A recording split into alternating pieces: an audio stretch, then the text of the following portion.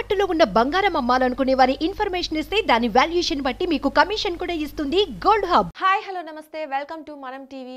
నేను దుర్గా. ఈరోజు March 14న gold rates ఎలా ఉన్నాయో ఒకసారి చూసేద్దాం రండి.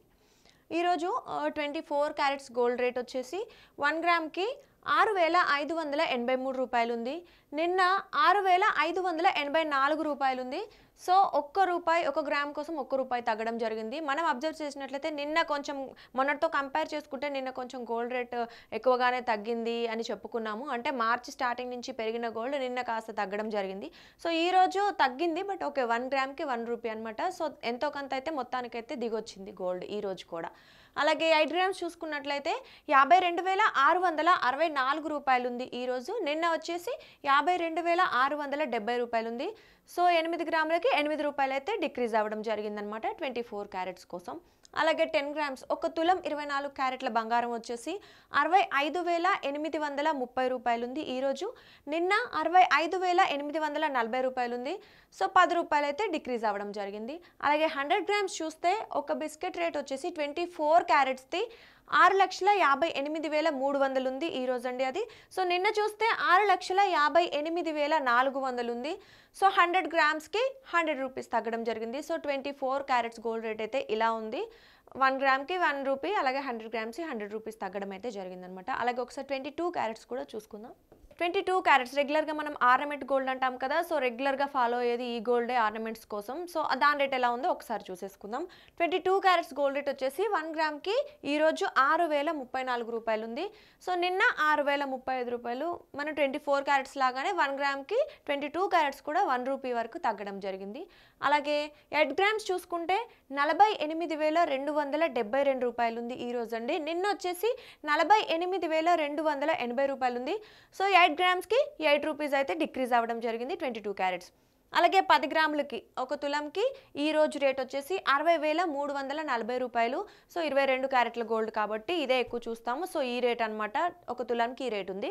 నిన్న చూస్తే 60,350 రూపాయలు ఉంది. సో 10 రూపీస్ అయితే తగ్గడం జరిగిందనమాట. అలాగే ఒకసారి 100 grams biscuit 22 carats biscuit rate వచ్చేసి 6,03,400 రూపాయలు ఉందండి ఈరోజు. నిన్న 6,03,500 రూపాయలు ఉంది. సో సేమ్ 22 క్యారెట్స్ కూడా 24 క్యారెట్స్ లాగానే 100 రూపీస్ తగ్గింది 100 గ్రామ్స్ కోసం.